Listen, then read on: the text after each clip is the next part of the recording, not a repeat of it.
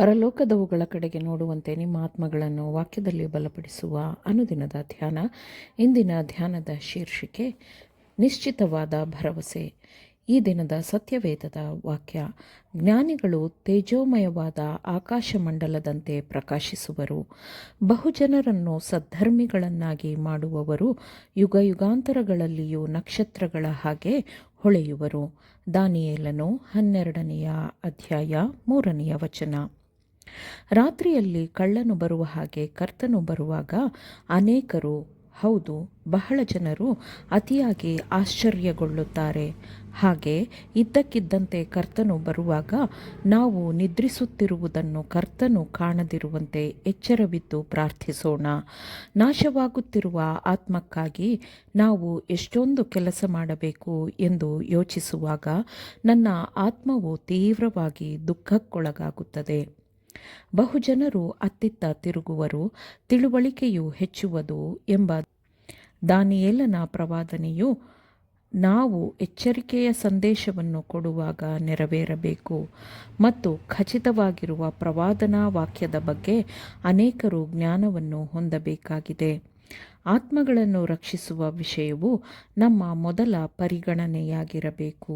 ಅನೇಕರು ಲೌಕಿಕವಾದ ಸಮೃದ್ಧಿಯಲ್ಲಿ ಸಂತೋಷಪಡುವುದನ್ನು ನಾನು ನೋಡುವಾಗ ನನ್ನ ಮನಸ್ಸಿಗೆ ಕಷ್ಟವಾಗುತ್ತದೆ. ಯಾಕೆಂದರೆ ಲೌಕಿಕವಾದ ಐಶ್ವರ್ಯವನ್ನು ಹೊಂದಿರುವವರಲ್ಲಿ ತೀರಾ ವಿರಳವಾಗಿ ಬಹಳ ಕಡಿಮೆ ಜನರು ಪರಲೋಕದ ಐಶ್ವರ್ಯವನ್ನು ಭದ್ರಪಡಿಸಿಕೊಳ್ಳಲು ಶ್ರದ್ಧೆಯಿಂದ ಬಯಸುತ್ತಾರೆ.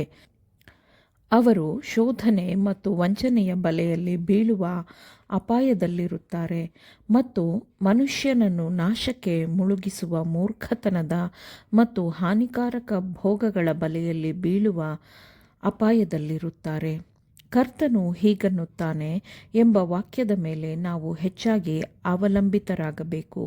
ನಾವು ಇದನ್ನು ಹೊಂದಿದ್ದರೆ ನಾವು ಭಾವನೆಗಳನ್ನು ನಂಬುವುದಿಲ್ಲ ಮತ್ತು ಭಾವನೆಗಳು ನಮ್ಮನ್ನು ಆಳುವುದಕ್ಕೆ ಬಿಡುವುದಿಲ್ಲ. ತನ್ನ ಪ್ರೀತಿಯಲ್ಲಿ ವಿಶ್ರಾಂತಿ ಪಡೆಯುವಂತೆ ದೇವರು ನಮಗೆ ಹೇಳುತ್ತಾನೆ. ಖಚಿತವಾದ ಮತ್ತು ಪರೀಕ್ಷಿಸಲ್ಪಟ್ಟ ಮಾರ್ಗದರ್ಶಿಯಾಗಿರುವ ದೇವರ ವಾಕ್ಯವನ್ನು ನಾವು ನಮ್ಮ ನಿಶ್ಚಿತವಾದ ಭರವಸೆ ಎಂದು ತಿಳಿಯುವುದು ನಮಗಿರುವ ಅನುಗ್ರಹವಾಗಿದೆ. ನಂಬಿಕೆಯ ಬದಿಯಲ್ಲಿ ನಾವು ಕೆಲಸ ಮಾಡೋಣ, ನಾವು ನಂಬೋಣ, ವಿಶ್ವಾಸವಿಡೋಣ. ಅಷ್ಟು ಮಾತ್ರವಲ್ಲದೆ ನಂಬಿಕೆ, ಭರವಸೆ ಮತ್ತು ಧೈರ್ಯದ ಬಗ್ಗೆ ಮಾತಾಡೋಣ. ಈಗ ಇರುವುದಕ್ಕಿಂತಲೂ ಹೆಚ್ಚಾಗಿ ದೇವರ ಸ್ತುತಿಯು ನಮ್ಮ ಹೃದಯಗಳಲ್ಲಿ ಮತ್ತು ನಮ್ಮ ತುಟಿಗಳಲ್ಲಿ ಹೆಚ್ಚಾಗಿ ಇರಲಿ. ಯಾರು ಸ್ತುತಿಯಜ್ಞವನ್ನು ಸಮರ್ಪಿಸುತ್ತಾರೋ ಅವರೇ ನನ್ನನ್ನು ಗೌರವಿಸುವವರು ಎಂದು ವಾಕ್ಯವು ಹೇಳುತ್ತದೆ.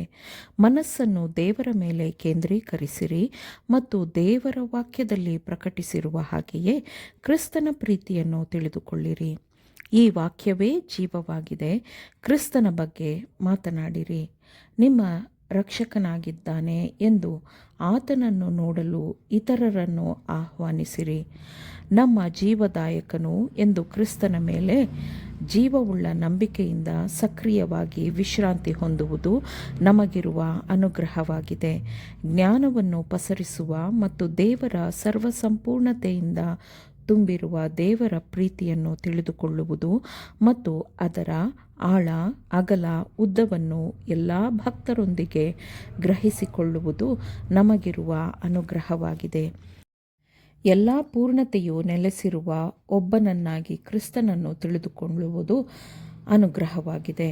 ಆತನನ್ನು ನಮ್ಮ ವೈಯಕ್ತಿಕ ರಕ್ಷಕನನ್ನಾಗಿ ನೋಡುವುದರಿಂದ ನಾವು ಆತನ ರಕ್ಷಣೆಯ ಕೃಪೆಯ ಮೌಲ್ಯವನ್ನು ಮೆಚ್ಚುವವರಾಗುತ್ತೇವೆ. ನಾವು ನಮಗಿಂತ ಹೆಚ್ಚಾಗಿ ಯೇಸುವಿನ ಬಗ್ಗೆ ಯೋಚಿಸಬೇಕು. ಆತನ ಸ್ತುತಿಯು ಯಾವಾಗಲೂ ನಮ್ಮ ಹೃದಯದಲ್ಲಿ ಇರಲಿ. ನಮಗಾಗಿ ಹೇರಳವಾಗಿ ಪ್ರಕಟವಾಗಿರುವ ಪ್ರೀತಿಯ ಬಗ್ಗೆ ನಾವು ಮಾತನಾಡಬೇಕು. ನನ್ನನ್ನು ಪ್ರೀತಿಸಿದ ಕರ್ತನ ಮಹಾಪ್ರೀತಿಗಾಗಿ ನಾನು ಆತನನ್ನು ಪ್ರೀತಿಸುತ್ತೇನೆ ಎಂದು ಹೇಳುತ್ತಾ ನಮ್ಮ ಪೂರ್ಣ ಹೃದಯ, ಆತ್ಮ ಮತ್ತು ಪೂರ್ಣ ಧ್ವನಿಯಿಂದ ಆತನನ್ನು ಸ್ತುತಿಸಲು ನಮಗೆ ಖಚಿತವಾದ ಕಾರಣಗಳಿವೆ. ಕಲ್ವಾರಿಯ ಕ್ರಿಸ್ತನನ್ನು ಮೇಲೆತ್ತಿರಿ.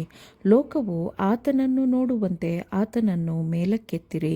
ಆತನ ಒಳ್ಳೆಯತನದ ಬಗ್ಗೆ ಮಾತನಾಡಿರಿ. ಆತನ ಪ್ರೀತಿಯ ಬಗ್ಗೆ ಹಾಡಿರಿ ಮತ್ತು ನಿಮ್ಮ ಹೃದಯದ ಕೃತಜ್ಞತಾ ಸ್ತೋತ್ರವನ್ನು ಆತನಿಗೆ ಅರ್ಪಿಸಿರಿ. ಆಮೇನ್. ದೇವರ ವಾಕ್ಯಗಳನ್ನು ಶ್ರದ್ಧೆಯಿಂದ ಆಲಿಸುವವರು ಮಾತ್ರವೇ ಆಗಿರದೆ ಪಾಲಿಸುವವರೂ ಆಗಬೇಕೆಂದು ನಿಮ್ಮನ್ನು ಉತ್ತೇಜಿಸುತ್ತೇನೆ. ಪರಿಶುದ್ಧಾತ್ಮನ ಸಹಾಯದಿಂದ ಆಲಿಸಿದ ನಿಮ್ಮೆಲ್ಲರಿಗೂ ಧನ್ಯವಾದಗಳು. ಮತ್ತೆ ದೈನಂದಿನ ಧ್ಯಾನಕ್ಕಾಗಿ ನಾಳೆ ಸಂಧಿಸೋಣ. ಆಮೇನ್.